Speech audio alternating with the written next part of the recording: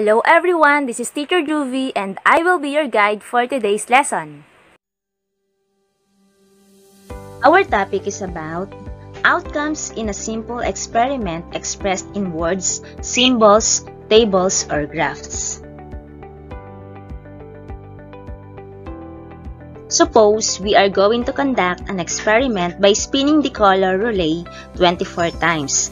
Then we tally the outcomes using the probability formula, which is probability equals number of frequency over number of trials. What observations shall we get? The table below shows all the outcomes of this simple experiment. So the result is presented using a table. So, on the first column, makikita natin yung mga colors such as purple, red, orange, yellow, green, and blue. So, ito yung mga kulay sa ating color relay. Then, we have the tally and the frequency. So, this means that out of 24 spins, the spinner stops at purple 4 times. So, tumigil ng 4 na beses yung spinner sa purple ng 4 times. Okay? Then, at red, nag-stop yung spinner 3 times, at orange, 2 times, at yellow, 6 times, at green, 5 times, at blue, 4 times. Okay, so to express the probability of each color, we write P of X or probability of X equals number of frequency over number of trials. Kumbaga, kinuha lang natin yung ratio ng number ng frequency over dun sa total number ng trials, which is 24. So, for the purple, ang probability na lumabas ang purple is 4 over 24. Again, saan galing yung 4? Ito yung frequency based dito sa table or yung number kung ilang beses nag-stop sa purple. Then, yung number of trials, ito yung ating denominator na 24. Diba? 24 times pinaikot yung color relay. Then, express natin siya into lowest term. So, 4 over 24 or 1/6. Then, ang probability naman na nag-stop sa red ay 3 over 24 or 1 over 8. So, we get the ratio between the number of frequency and the number of trials.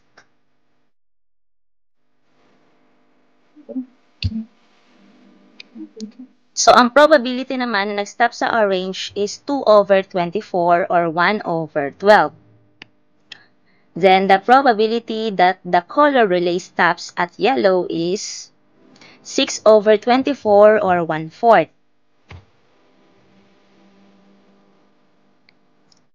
And lastly, yung probability na nag-stop sa green yung color relay, that is 5 over 24. And yung probability na nag-stop sa blue is 4 over 24 or 1 over 6. So, ang tawag natin doon sa ginawa nating experiment ng pag-i-spin ng color relay ng 24 times ay experimental probability. So, ano ba ang ibig sabihin ng experimental probability? This is the actual result of an experiment which may be different from theoretical probability.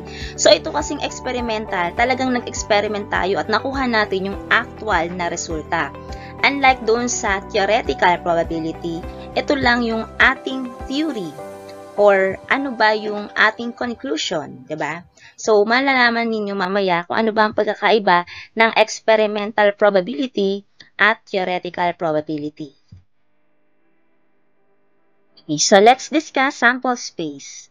Ano ba ibig sabihin ng sample space? So, these are the set or list of all possible outcomes. Ito yung mga listahan or yung set ng posibleng lumabas. So, for example, yung theoretically, the sample space for spinning the color relay is purple, red, orange, yellow, green, and blue. So, bakit ito yung mga sample space? Kasi ito yung mga kulay na makikita natin doon sa color relay. Then, B. Theoretically, the sample space for rolling a die is 1, 2, 3, 4, 5, 6. Okay, so ito yung mga makikita nating numbers doon sa isang die. Or yung Tagalog ng die is beto-beto. Then, we have letter C. Theoretically, the sample space for flipping two coins is head and tail,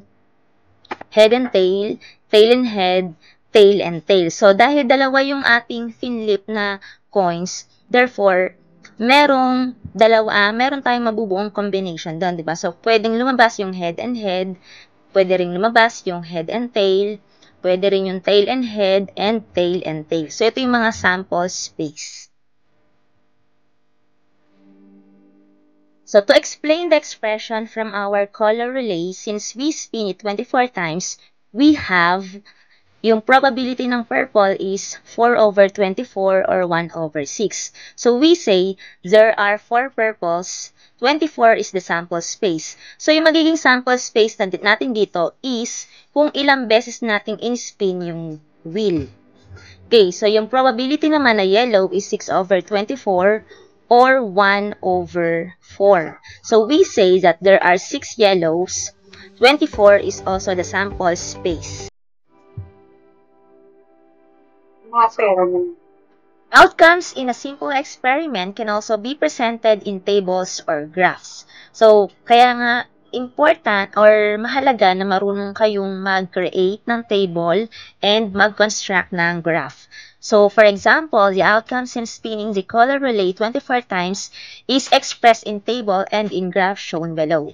So, ito yung ating tabular form. Makikita nyo dyan, yung dalawang columns natin. Hindi na sinama yung tally.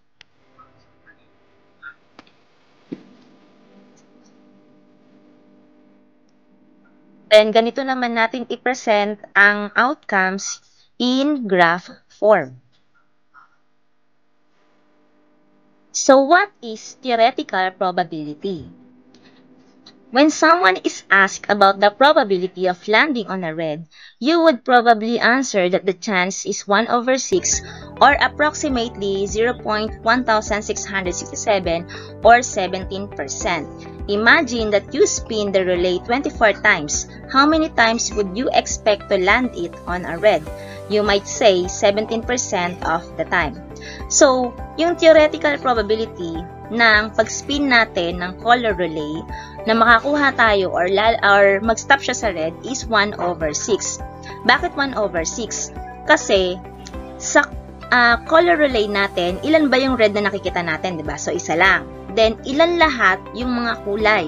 So, merong 6 colors doon sa ating color relay. So, kukunin lang natin yung ratio ng kulay red.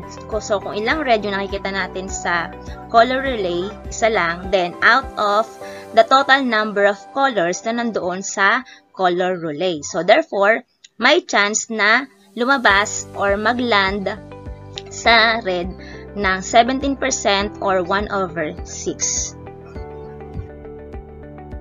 Okay, so let's have another example. Maria tosses a coin 40 times. The following is the outcome of the experiment in tabular form and graph form. So this time, gumamit siya ng experimental probability and pinresent niya yon in tabular form. So ito yung outcomes of tossed coins ni Maria. So we have head and tail, diba? Isa lang naman yung coin na tinos niya. So it's either head and tail. So yung frequency is lumabas yung head is 18. Then, lumabas yung tail ng 22. So, pag tinotal natin yung 18 and 22, ito yung bilang ng or dami ng trial na ginawa niya. Then, in graph form, so ganito naman yung ating makikita. Okay, so, kung theoretical probability naman ang ating gagamitin, so when someone asks about the probability of a coin landing on heads, so ang isasagot natin is 1/2 or 50% na chance na lalabas ang head or ang tail. Bakit 1/2 or 50%? Kasi ilan ba yung head sa coin? 'Di ba? Isa lang. Then ilan ba yung outcome na lalabas, 'di ba? Dalawa. So we have, or ilan ba yung sample space, 'di ba? Dalawa. So pwedeng head, pwedeng tail. So pwedeng lumabas ay head, so 1/2, and pwede rin lumabas yung tail na 1/2. So therefore equal yung kanilang chance na lalabas ang head and yung tail. Imagine that you toss the same coin 20 times. How many times would you expect it to land on heads? You might say 50% of the time or half of 20 times. So, its theoretical probability is 10 over 20 or 1/2 or 50%. The theoretical probability is what you expect to happen, but it isn't always what actually happens, which is found by doing a simple experiment that's called experimental probability. Ang theoretical probability, ito yung ina-expect mo lang na lalabas or mangyayari. Pero hindi ito eksakto doon sa ginawa nating simple experiment na tinatawag na experimental probability. So, yung result nila ay magkaiba. Okay? Dahil doon sa theoretical probability, ina-expect mo lang. Then, sa experimental probability, ito yung actual kasi gumamit ka ng experiment. So, we have example number 3. Use the table below to determine the experimental probability of each number on a die.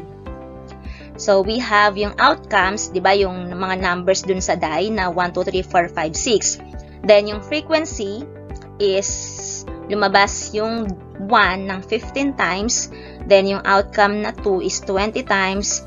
Then, 3, 10, 4, 25, 5, 18, 6 ay 12. Pag tinotal natin lahat ng frequency, so, ang magiging total ng number ng trials is 100 times.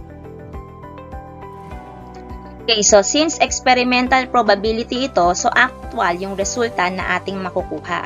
So, rolling A2, use the table, 20 divided by 100 equals 0.2 or 2/10 or 20%.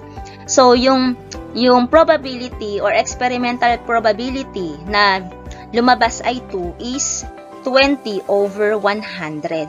Okay? Kasi 20 times siyang lumabas out of 100 trials. Then, what is the theoretical probability of rolling A5? So, iba to, theoretical probability. So, ano yung probability na, o theoretical probability na ang outcome is 5? Siyempre, 1 over 6. Bakit 1? Kasi, dun sa die, isa lang naman yung 5, diba? So, 1. Then, ilan yung number na nakikita natin dun sa die? Diba? 6 numbers yon. So, 1 over 6 or 0.1667 or 17%. Then, rolling a number less than 3. So, use the table. So, ano yung probability ng pagro-roll ng number na less than 3? So, ano ba yung mga numbers na less than 3? Diba? Yung 1 and 2, diba? So, add lang natin yon, 15 plus 20. So, ang makukuha natin doon is 35 over 100. Or 35 hundredths or 35%. Then, rolling a 3 or a 5. So, using the table, ano daw yung probability or experimental probability na lalabas ang 3 or 5. So, i-add lang natin yung dalawang numbers, yung frequency 10 and 18. So, 10 plus 18 is 28. Then, i-divide natin siya or i-over natin siya doon sa number ng times or trials. So, 28 over 100 or 28 hundredths or 28%.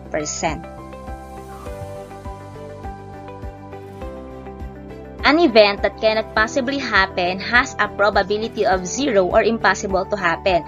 So, syempre, yung event na hindi or imposibleng mangyari, ang probability niya is 0 or that is very impossible to happen. Likely to happen means there's an equal chance that an event will happen or not.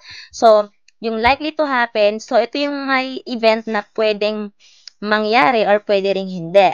If there is a chance that an event will happen, then its probability is 1 and it is sure to happen. So, kapag naman ang event is talagang mangyayari, ang probability niya is 1 at that is sure to happen. So, let's have this example. So, number 1, the dog can fly. This is impossible to happen. So, impossible to happen to. So, 0 yung probability na makakalipad ang aso. Kasi wala namang pakpak ang aso, di ba? Okay, number 2, tomorrow will rain. this is likely to happen. Kasi pwede nating ma-predict na bukas uulan. Pwede rin namang hindi umulan, diba? So, this is may equal chance na mangyayari. So, ang probability nito is 0.5. Then, number 3, you are in grade 4. This is sure to happen. Kasi talaga namang grade 4 ka na. So, let us answer the different learning tasks. So, let's answer the first learning task. Tell whether the following is sure to happen, likely to happen, or impossible to happen. So, let's have the first event. The sky is cloudy, the sun will not shine. So, this is likely to happen. So, kahit naman madilim yung kalangitan or maulap, may chance pa rin naman na sisikat or magsha-shine yung araw, di ba? So, that is 50%. Yung probability niya is 50%. Then, Taal Volcano is located where Mount Makiling is. So, this event is impossible to happen kasi ang Taal Volcano ay nasa Batangas, samantalang ang Mount Makiling ay nasa Laguna. So, that is impossible to happen. Then, Mount Makiling can be found in Laguna. So, syempre, this is sure to happen dahil ang Mount Makiling ay talaga namang makikita sa Laguna. Number 4, the sun will rise in the south. So, this is impossible to happen. Kasi saan ba sumisikat ang araw? Hindi naman sa timog, di ba? Kundi sa silangan. Okay, number 5, the day after Monday will be Tuesday. So, this event is sure to happen. Kasi kasunod naman lagi ng Monday ay Tuesday. Okay, so let's have learning task number 2. Read the situation and answer the following questions. Riku has a bag of marbles. He removed one marble, recorded the color, and placed it back in the bag. He repeated this process 20 times and recorded the result in the table. So, ang ginawang ito ni Riku is an experimental probability. Kasi ni-record niya eh. Ito yung actual na resulta na nakuha niya. So, ang color selected niya is yellow, green, red, and orange. Then, yung frequency na nakuha niya is doon sa 20 times niyang pinaulit-ulit yung process. Ang nakuha niyang yellow is 1, ang green ay 4, ang frequency ng red is 12, at ang frequency ng orange is 3. So, the first question, what is the experimental probability that a red marble will be selected from the bag? So, paano natin makukuha ang experimental probability? Kukunin natin yung actual na result. So, ilan yung probability na red ang lumabas? So, based dito sa table, meron siyang nakuhang 12. Okay? 12 na red out of 20. So, i-express natin to sa lowest term. So, ang kanyang GCF is 4. So, 12 divide mo sa 4 is 3 and 20 divide mo sa 4 ay 5. Therefore, ang probability na red is 12 over 20 or 3/5. Next. What is the theoretical probability that a yellow marble will be selected from the bag? So, again, this is theoretical probability. So, ano lang yung theoretical probability? So, ilan bang yellow ang makikita natin sa mga kulay? Diba? Isa lang. So, isang yellow. Then, ilan yung kulay ng marbles? Diba? Merong 4 colors ng marble. So, therefore, ang probability or theoretical probability na makukuha niya is yellow is 1 over 4. Okay, next, number 3. Based on Riku's experiment, which color is most likely to be selected from the bag? So, makikita naman natin dito sa table na ang most likely na nase-select niya is yung red dahil siyang may pinakamataas na frequency which is 12. Then, based on Riku's experiment, which color is least likely to be selected from the bag? So, alin dito yung hindi niya gaanong nasa-select or list lang, maunti lang. So, ang answer natin dito is yung yellow dahil ang frequency lang is 1. Okay, next. what is the experimental probability that a yellow or a red marble will be selected from the bag? So, paano natin kinukuha? So, again, dito sa table natin, ilan ba yung yellow? That is 1. I-add natin yun sa red. Kasi yellow or red diba? So, 1 plus 12, i-over natin sa 20 times or dun sa number or total number of trials na ginawa niya. So, 1 plus 12, so that is 13 over 20. So, yung probability or experimental probability na ang makukuha niya is yellow or red is 13 over 20. So, ito yung ating mga dapat tandaan sa lesson na ito. So, remember that we can express the outcome in a simple experiment in words, symbols, tables, or graphs. At may dalawang type tayo ng probability. So, ito yung experimental probability at theoretical probability. So, ano yung pagkakaiba nila? Ang experimental probability, ito yung totoong nangyayari o yung actual na result when we try it out. So, pag gumawa tayo ng experiment, ito yung makukuha nating resulta, kaya nga experimental probability. The probability is still calculated the same way using the number of possible ways an outcome can occur divided by the total number of outcomes.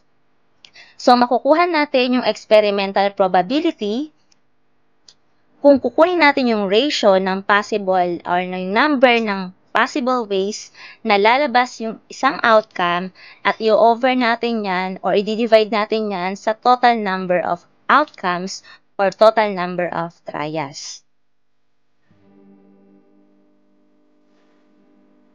As more trials are conducted, the experimental probability generally gets closer to the theoretical probability. So, the more na marami kang trials na ginawa, so ito yung kanyang resulta ay magiging malapit na doon sa resulta kapag ginamit natin ang theoretical probability.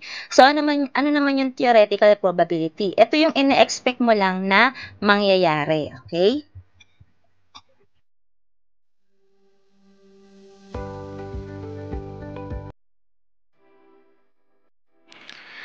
Thanks for watching this video. Hit like if you learned something from this video and don't forget to subscribe on this channel. Thank you so much.